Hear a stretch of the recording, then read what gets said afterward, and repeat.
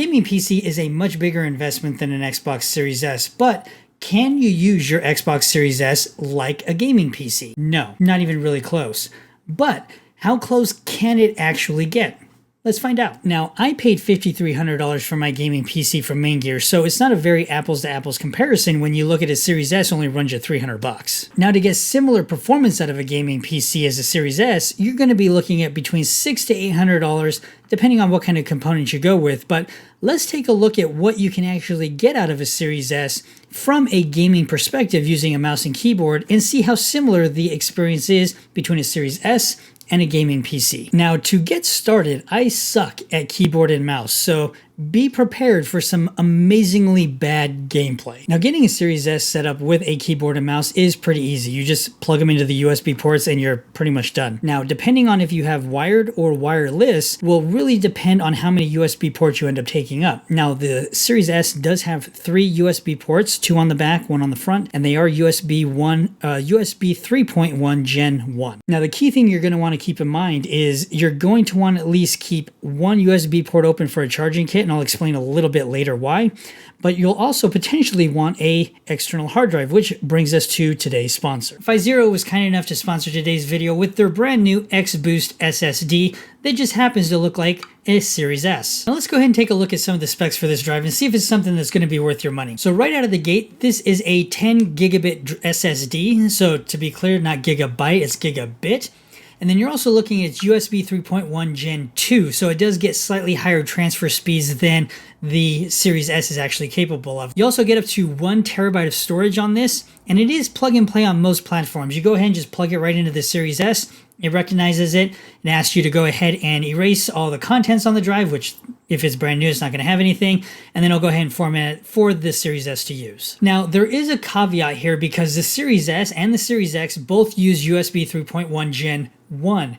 And so what that means is it has a slower transfer speed, comparatively speaking, to a Gen 2. So Gen 1 gets up to 5 gigabit per second, and Gen 2 gets up to 10 gigabit per second. So you won't be able to get the full potential out of this SSD, but you will get as high as the Series S or X will actually allow. So to start, I downloaded the games directly to the internal drives, and then I went through and transferred them over to the SSD. And in some cases, I actually transferred them back to the internal drive just to see what the overall speeds were. Now, on average, I was getting around 2.5 gigabits, so it was a relatively fast transfer speed, and especially on something a lot larger when you were looking at like Assassin's Creed Origins or even bigger games where it ends up being 100-ish gigs of storage, it was getting it within 5 to 10 minutes, which is exceedingly fast. Now to dive into some of the gameplay, just to get a sense of what it's like playing off of this drive, we have GTA 5, and it's been a hot minute since I've actually played GTA 5. Loading was relatively quick, especially compared to the older systems where you're sitting there for like 3 to 5 minutes depending on where you were loading into. It actually was loading the assets as I was driving along, especially at high speeds, so I wasn't running into any real bottlenecks. So overall, GTA 5 did, even though it is an older game, it did perform really well on this SSD. Which brings me to Assassin's Creed Origin, a slightly updated open world game from Ubisoft, and this game actually loaded really fast. It was faster than I was anticipating it loading,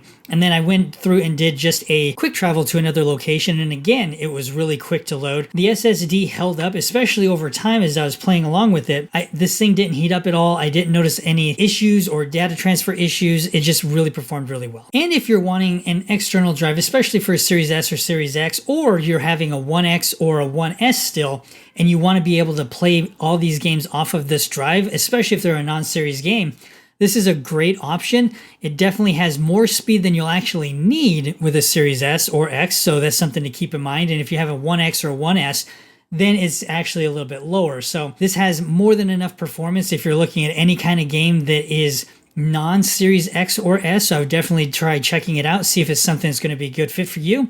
And thanks again for watching this sponsored section. Now back to your regularly scheduled programming. Now, once connected, the Xbox home screen, you'll have to navigate around the menu using the keyboard because there is no mouse cursor and there's nothing that you can use the mouse with. You'll still be able to use the controller, but either or would work. You just won't be able to use the mouse. Now, the biggest issue you're going to run into with the Series S with a keyboard and mouse is the overall support. Now, for example, when Battlefield 2042 launched, it didn't have a keyboard and mouse support. So on Xbox, you still had to use a controller. So let's take a look at a few of the games that do support keyboard and mouse.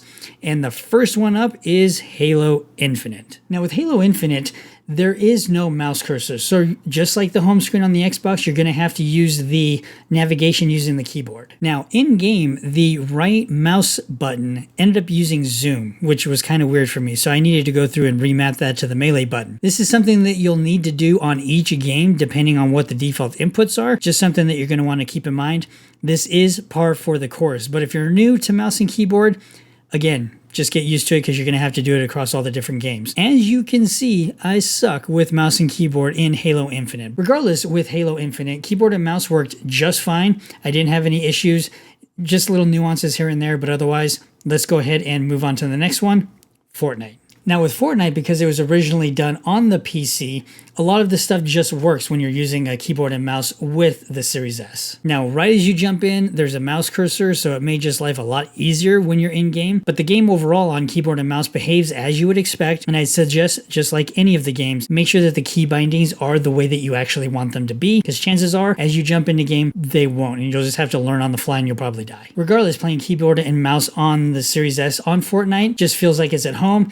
Everything just worked as expected. So that brings us to Warzone. Now with Warzone, there's one extra step that you're going to want to take when it comes to keyboard and mouse, and that is actually going into the settings and changing the input. Once you do that, again, just like all the other games, you're going to want to go and change the inputs. The other thing to keep in mind is if you have cross-platform matchmaking turned off, that means you're only going to be playing against other keyboard and mouse players. That's something that you're going to really want to go ahead and enable, so that way you're doing keyboard and mouse and controller players, because the skill gap for keyboard and mouse is probably going to be a lot higher, especially with SBMM going on. Make sure to go ahead and make that change. Jumping into the game itself, again, performs just like you would expect on a keyboard and mouse. As you can see, I was just trying to get used to keyboard and mouse because I'm not really good at it. I was getting some slide canceling in there, I was getting some knocks and getting some kills, but it behaves just like it would on a PC if you're using a keyboard and mouse, and that's essentially what you're going after. But a lot of these games are just first-person shooters. What if you wanted to use a keyboard and mouse on a non-first-person shooter game? There's a game for that. Now, there are other games that do support keyboard and mouse, like Psychonauts 2, you have Sea of Thieves, you have the Medium, and then there's also other games that have partial support, which means you'll have to do some extra legwork to get them to work. So Destroy All Humans, Splitgate,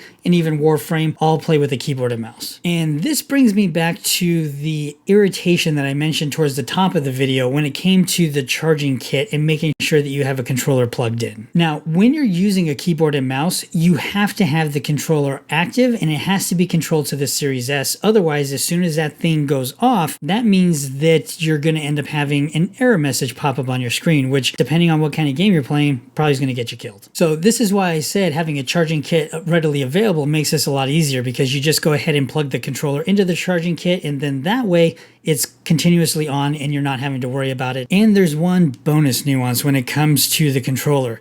The haptics will not automatically be turned off for this thing. So when you're shooting on the keyboard and mouse, you're going to hear it on this thing. Now, coming at this from a dad's perspective, would I replace my gaming PC with a Series S if it was an apples to apples comparison? And there are two main questions that you're going to want to ask yourself. Are you only going to be gaming on the PC? That's kind of a gimme because the Series S is only going to be gaming. And what kind of games are you actually going to be playing? Now, those really are the two main questions that you're going to want to answer for yourself, because if you're only playing on a gaming PC and all you're doing is gaming, then it becomes a much easier discussion of, well, what kind of games am I going to be playing and how good do I want them to look? That's really going to be the primary thing there. Now, if you're doing more than gaming, then that ends up being a much different discussion, because then that gaming PC ends up doubling as something else. Then it ends up having that dual purpose. You may end up wanting to go with a gaming PC in that instance. But me personally, if I was to look at a gaming PC and a Series S, all things being equal,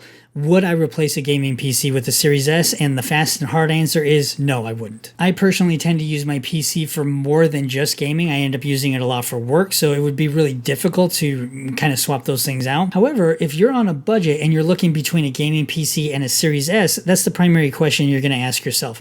am I going to be doing more with it than just gaming? Because the price point of the Series S is really hard to beat at $300, and then you throw Game Pass on top of it for even a full year, you're looking at $180 on top of that. You're still under where a gaming PC would be, and that's really just a hard value to beat. Now, if you're going with the Series S, I would suggest checking out my video on Jedi Fallen Order and see if that is going to be a good fit for you, and I'll see you over there.